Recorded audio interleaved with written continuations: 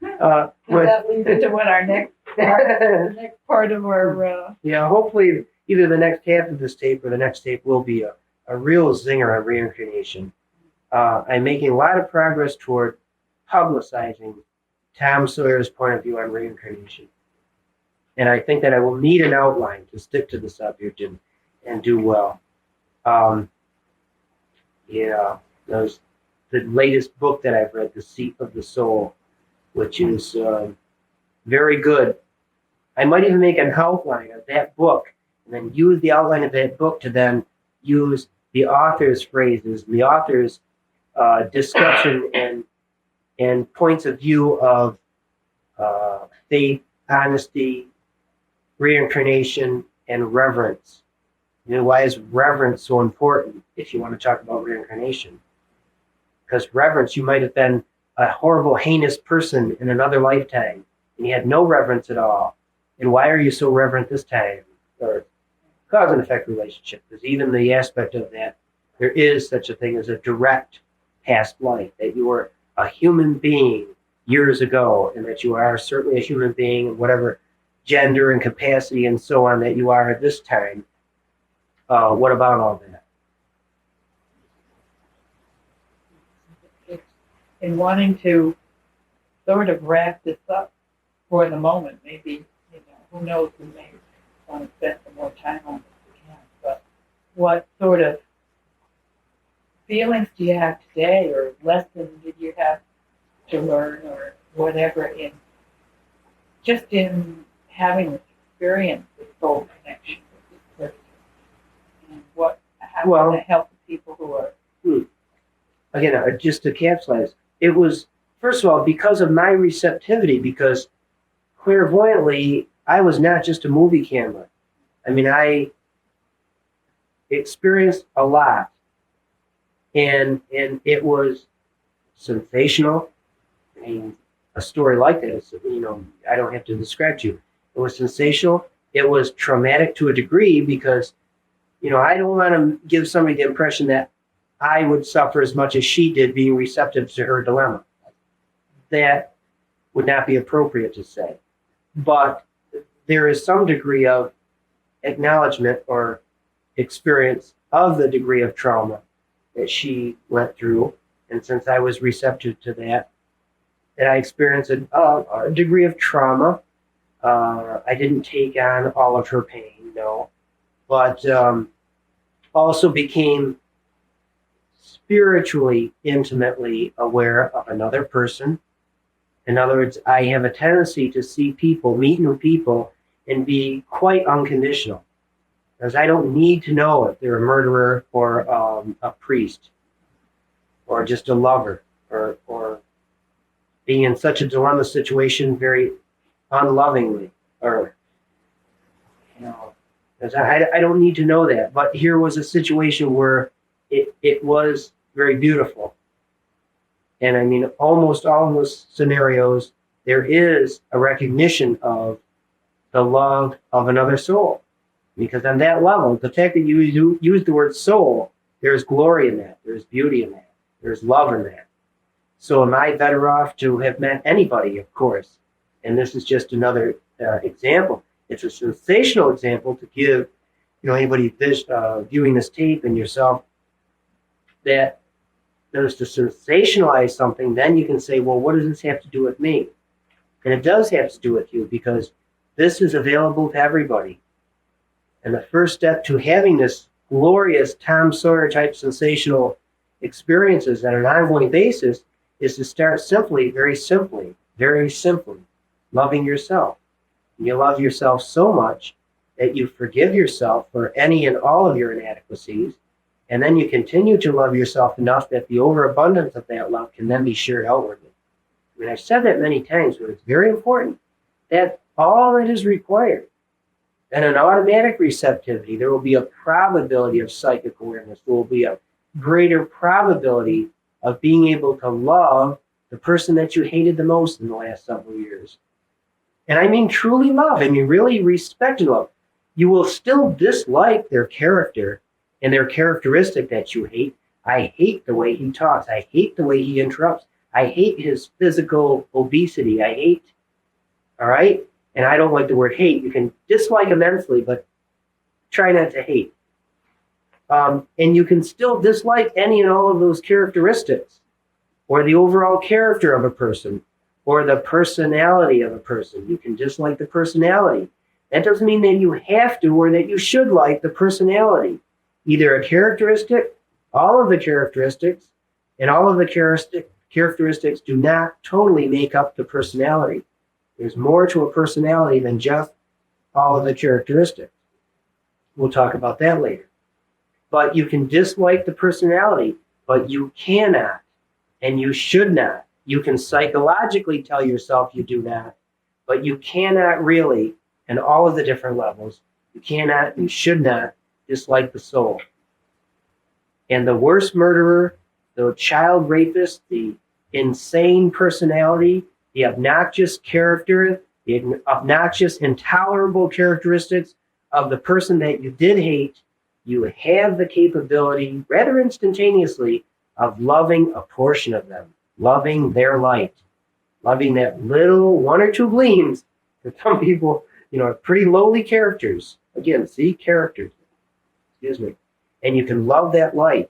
And when you're able to love everybody in whatever degree, in other words, I'm just learning this and I want to do it. And I really tried to love Mr. or a Madam or Mrs. or that jerk that has done so much harm to me in my life. And I want to try to love him, but I just can't. Well, just think in terms of that there is one little gleam of light in that person.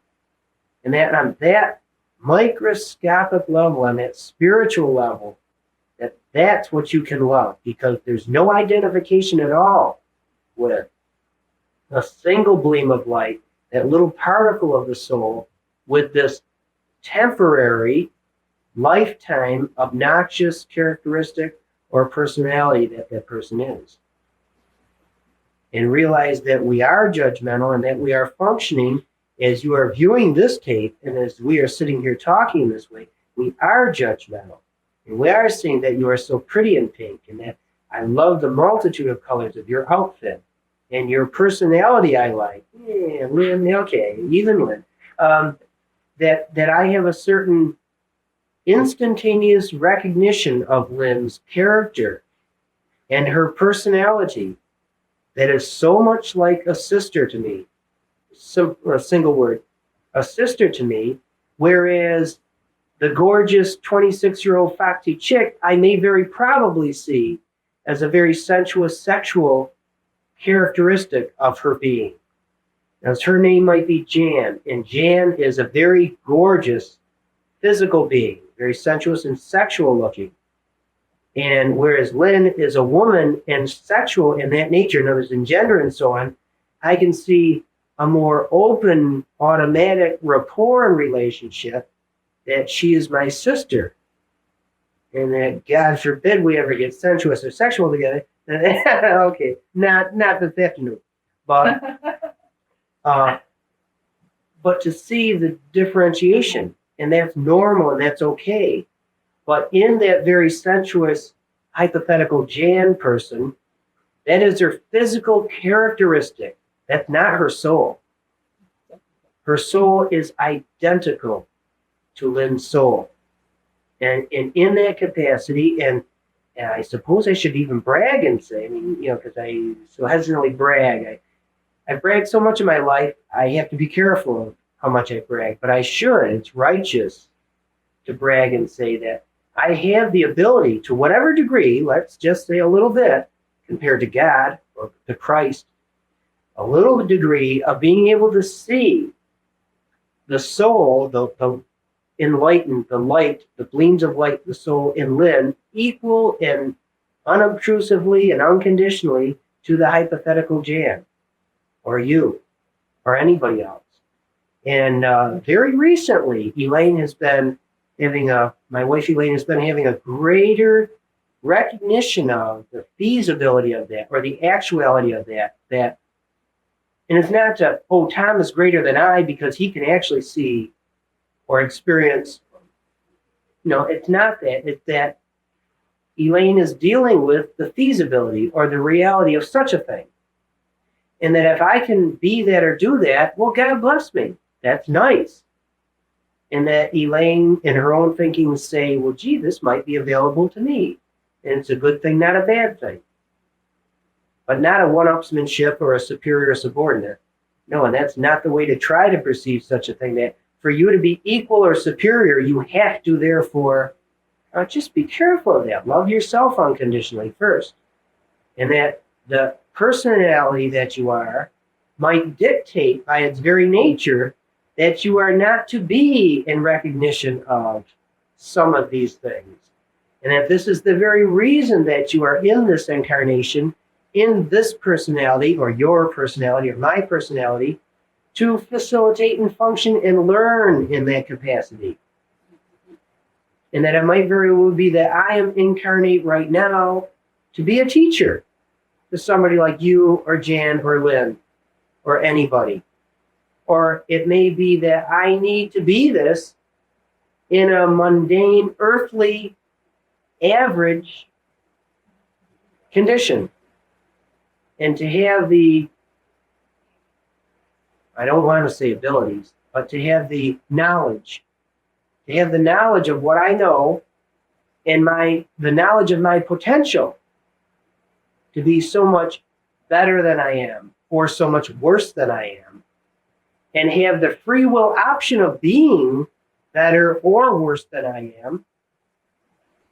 And at the same time, knowing that that is my character and personality, and I'm fully responsible for all of that, but I'm equally guided by and loved by my true being.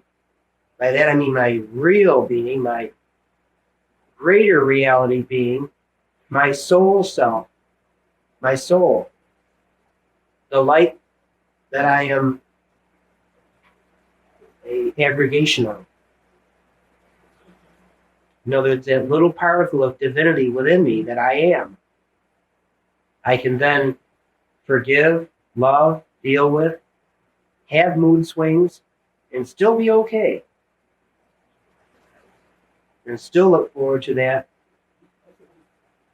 ultimate desire on my part, and that ultimate reality that everybody will come to know of the transformation to get rid of this physical self, get rid of all of my character and characteristics, and ultimately get rid of my personality. In other words, cease to be Tom Sawyer and become only light. It may require another death, may require more than one death, may require a near-death experience in being revived, and it may require a secondary natural death to be that or become that or to get that reward. Here we go again with rewards. Besides the story, or not story, the experience that you've had and shared with us this afternoon, very comforting from the point of view of Jackie, that if we find ourselves in a dilemma, we have this wonderful option to reach out spiritually. And we're always, all the spiritual hugs are available to each and every one of us.